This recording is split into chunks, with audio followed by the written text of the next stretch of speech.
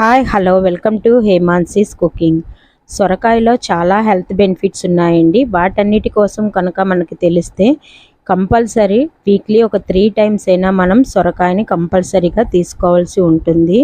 సొరకాయ అనేది హైపర్ టెన్షన్ని తగ్గిస్తుంది, అలానే హార్ట్ ప్రాబ్లమ్స్ని రెడ్యూస్ చేస్తుంది.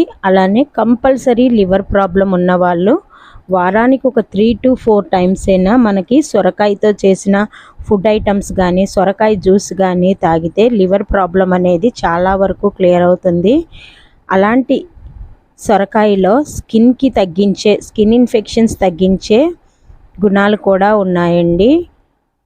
అలాంటి సొరకాయతో నేను ఈరోజు సొరకాయ అప్పాలని చేశాను. చాలా టేస్టీగా ఉన్నాయి.